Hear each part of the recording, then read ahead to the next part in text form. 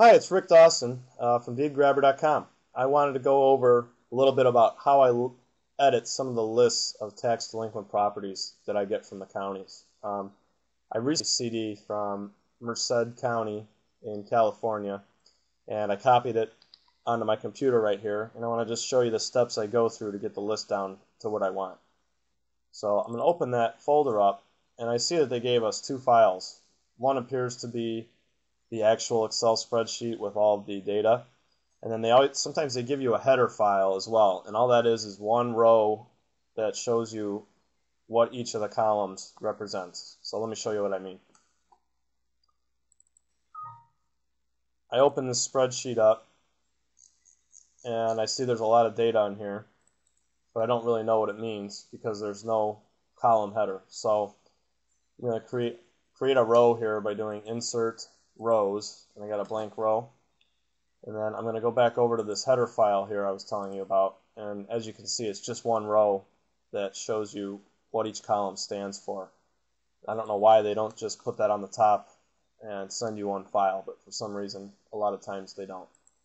So I'm going to go back to the file with all the data in it, paste it in, and now I can see what all of these columns represent. Okay, so now we know what each column is.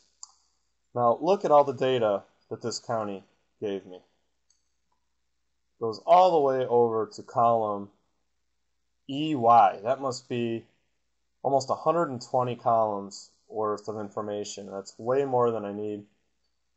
Most of these columns are not going to be useful for us at all. So first, in some counties you'll just barely get any information. You'll get a parcel number and amount owed, and that's about it. But in a case like this, we're going to want to clean this thing up because it's just way too big right now to make much sense out of. So I am going to eliminate a good number of these columns here. So what I just did was highlighted the whole spreadsheet by clicking here and double clicked one of these column dividers, and then that made it so I can read all of them. Okay, so I'm going to go through here and get rid of almost all of these. Okay, and I'll go through them real quick with you. Map category, role type, not used, all this kind of stuff I don't need. It looks like it repeats the parcel number a couple times here because it's the exact same as what's in row A. I'm going to get rid of that. Let's get rid of all these. So when you highlight a column, you just right click, hit delete, and that will get rid of them. I'm not sure what these are. They may be useful later, so we're going to leave them. These all appear to be blank. Use code, you may want to save that in some cases if that's all they give you, but I'm pretty sure in this example they're going to spell it out for us and not just give us the code. So getting rid of all these not used columns. I don't know why they go in there. Market land value, column T we might want. Looking at column H and I, looks like it's going to be probably useless information, but we'll leave it in there for now. Yeah, we're going to get rid of that. So we'll have the market land value, and here in column H we'll have the structural improvement value. That could be useful. Personal property value and mobile home value, I'm really not worried about that. And there's the total value. So we have the owner name. That appears to be the exact same thing as assessee in most of these cases, except assessee is even blank sometimes, so I'm going to get rid of that. The mailing address 1, mailing address 2, that's going to be very important. Mailing address 3.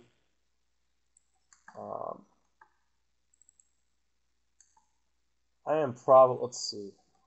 Their zip codes were already found back here, so I'm going to get rid of all this zip match, barcode, exemption code, exemption amount. I really don't care about any of that.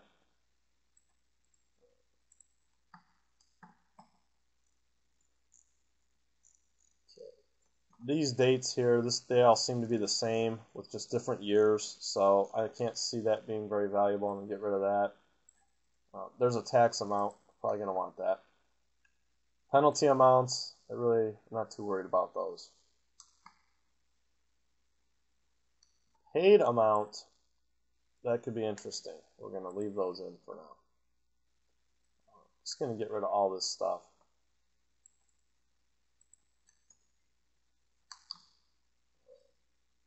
We're going to take a look at column R and S in a little while and see if that's anything we want to keep. Let's get rid of all these fees paid, more blank columns here, proration factor, days owned. I don't really care about all that. Situs, that's going to be the property address, so that's something we're going to want. Assessment roll year, that might give us an idea of how delinquent the taxes are, so we're going to keep that for now. This is apparently the legal description. We'll keep that. These appear to be largely useless. Default number and date. We have other columns we saved that are going to show us how old the taxes are, so we're going to get rid of all this. Prior tax paid, interest code. Now, these are very interesting columns here. Exists lien. I'm going down here and I'm seeing these are all 0, so that can't be anything useful. Exists Cortac. I have no idea what that means. Exists bankruptcy. If there are some 1s listed here, that means that they've been bankrupt, and I'll probably take those out. I just don't want to deal with anybody in bankruptcy. And yeah, here are a few that say 1. So later we're going to go through and use that column and get rid of the people that could be in bankruptcy, because we really don't want to get into that arena. You're really not supposed to do deals with people while they're in bankruptcy. And if your list doesn't have that, it's not a big deal, but I just choose to take it out. Here's a bunch of other columns that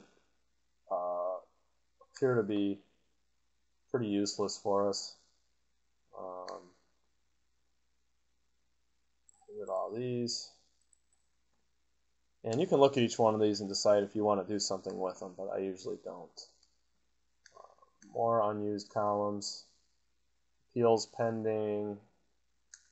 Someone still might want to deal with me if they're in the middle of an appeal. Now, is all paid? That might be one that we're definitely going to want to look at later. If it's all paid, then we're going to want to take it out. Some of these counties, even though somebody pays, once it's on the delinquent roll, it stays there for a while. So if we can help it, we want to get rid of the people who have paid. And there's a default amount. We might want that. Let's get rid of all these.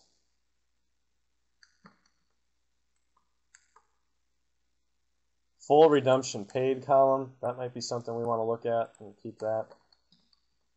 Redemption interest paid. There's a bunch of fees and penalties that we don't really care about. RC date. I'm not sure what that is. Collection number, transaction, has active payment plan, no plans defaulted. Okay, so we went from 125, 150 rows. Now this is a lot more manageable, and this is a lot closer to what we want. So we just cleaned it up a little bit.